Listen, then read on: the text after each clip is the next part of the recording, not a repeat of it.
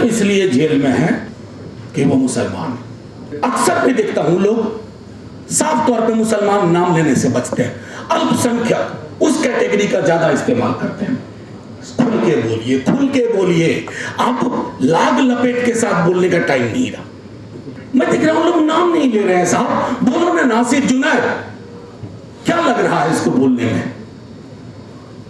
कोई फर्क नहीं पड़ेगा अगर आप ये समझते हैं कि इन मामलों में चुप्पी रख करके और एक सॉफ्ट वर्जन ऑफ हिंदुत्व वो सर काम नहीं करेगा।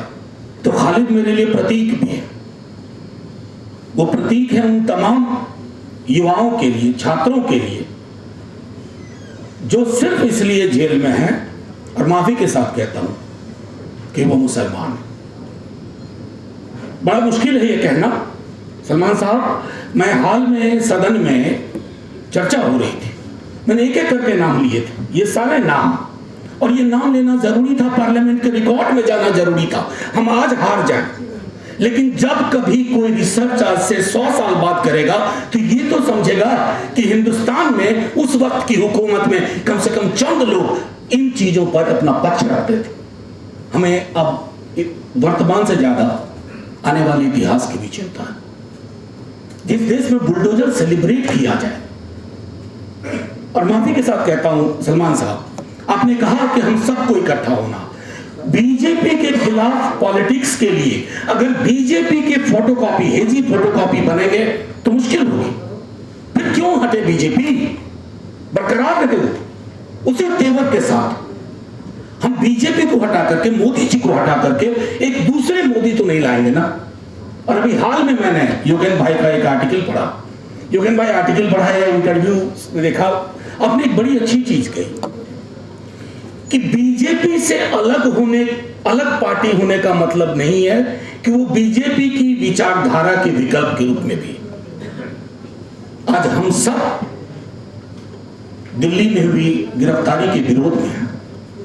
हमें लगता है कि सीबीआई आनुषंगिक संगठन की तरह व्यवहार कर रही है, लेकिन हम दिल्ली दंगों के दौरान के भी सच को आज याद रखें। ये नहीं हो सकता है ना कि एक वक्त पे आप चुप्पी ले रहे हैं। वो वक्त होता है एग्जामिनेशन का।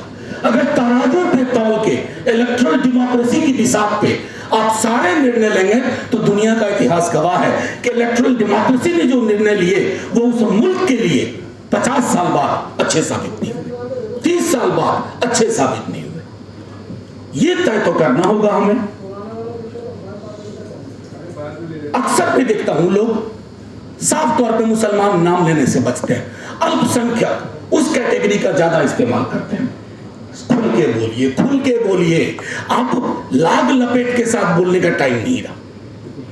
खुल के अगर आप नहीं बोलेंगे, तकरीबन 20% की आबादी है, यानी कि 5 व्यक्ति के घर में 1 व्यक्ति मुसलमान है। अगर मैं इसको थोड़ा अंकगणित में समझाऊं तो 5 बच्चे में से अगर 1 बच्चे के लिए, उसके दर्द के लिए आप नहीं सोच रहे हैं, नहीं देख रहे हैं, आप तो घर में खुद आग लगा रहे हैं। और ये आग ऐसी है जिसके लिए कोई अग्निशामक यंत्र काम नहीं आता। फिर हम सब बैठ करके कब्रिस्तान में बैठ करके कहेंगे कि ये क्या किया हमने अपने साथ, अपने देश के साथ। तो एक तो मुझको लगता है कि पॉलिटिकल पार्टीज को, सारी पॉलिटिकल पार्टीज को, सब अभी भरतपुर में हुआ, मैं देख रहा हूं लोग नाम नहीं ले रहे हैं। साहब बोलो ना, नासिर जुनैद, क्या लग रहा है इसको बोलने में? कोई फर्क नहीं पड़ेगा अगर आप ये समझते हैं कि इन मामलों में चुप्पी रख करके और एक सॉफ्ट वर्जन ऑफ हिंदुत्व वो सर काम नहीं करेगा। जब ओरिजिनल रहेगा तो फेक और फोटोकॉपी किसी को नहीं चाहिए। फोटोकॉपी क्यों बनना? एक और इलेक्शन हार जाएंगे, यही होगा ना। 3 इलेक्शन लगातार हार जाएंगे, कम से कम देश तो नहीं हारेंगे ना। ये तो लगेगा ना कि 40, 42, 45% लोग अभी भी उस राजनीति के साथ नहीं है, खुल करके बोल रहे हैं। वो मादा, वो मिजाज मुझको लगता है तैयार करना होगा। और ये जो अक्सर नफा नुकसान वाली चीजों के कारण बहुत शाम की डिबेट क्यों जाना जरूरी है? मेरी पार्टी ने लगभग छोड़ दिया। क्यों जाएं उस डिबेट में जिसमें, जैसा कि आपने कहा क्या कीजिए, सब कुछ पहले से तय है। और मैं तो अपने कई सारे मेरे मित्र हैं एंकर, उनसे उनकी शिकायत क्या करना? उन्हें तो एक स्क्रिप्ट मिली हुई है, वो उसके आगे नहीं जा सकते, उसके पीछे नहीं जा सकते, उसके दाएं नहीं जा सकते, उसके बाएं नहीं जा सकते। लेकिन हम आप कुछ फैसले ले सकते हैं, और वो फैसले हम नहीं ले रहे हैं। हम वो फैसले इसलिए भी नहीं ले रहे हैं कि जो डर भाजपा फैलाना चाहती थी, आपने उस डर को अंगीकार कर लिया। कई पॉलिटिकल पार्टीज ने अंगीकार कर लिया, कई पॉलिटिकल पार्टीज ने दूसरे तरीके अख्तियार कर लिए। बाहैसियत हम सबसे पॉलिटिकल पार्टी के नुमाइंदे नहीं है। कल को मैं राज्यसभा का मेंबर नहीं रहूंगा, लेकिन मेरी नागरिकता तो कोई नहीं लेगा ना उससे। मैं बाहैसियत एक नागरिक के रूप में यहां हूं, वो भी हूं। और एक नागरिक के रूप में मुझे कश्मीर पर भी बोलना होगा। एक नागरिक के रूप में मुझे दलितों पर बोलना होगा, क्योंकि शेक्सपियर का कहना वो जो है ना, अभी आ जाए वो इंडिया में कहते थे ना कि there is nothing in name, please come here, we have everything in name and something more in surname.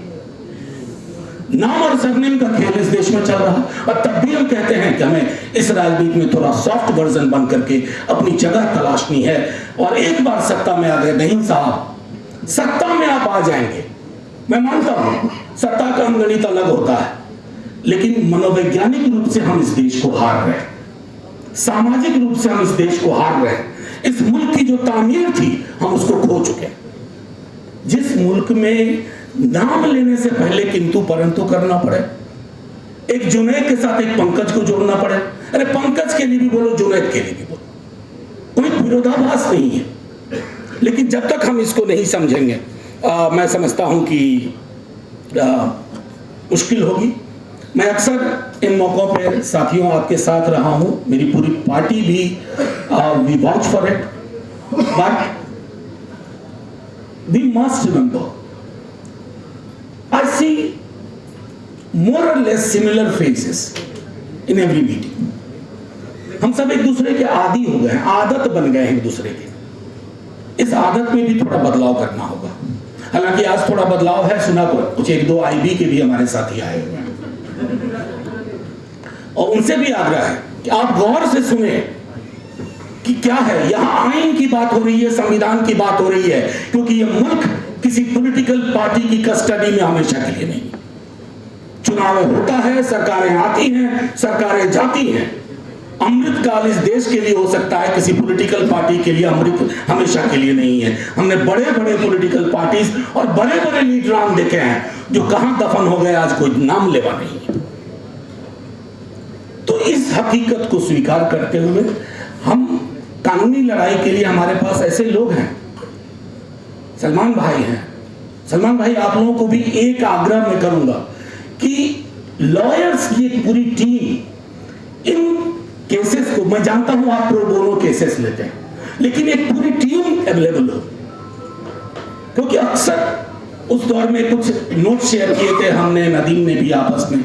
मेरे पार्टी का एक लड़का मीरान हैदर, वो मेरे साथ दिल्ली राइट के टाइम में, रिलीफ के काम में, या कोरोना के वक्त में रिलीफ के काम के लिए मैं डिपेंडेंट रहता था उससे।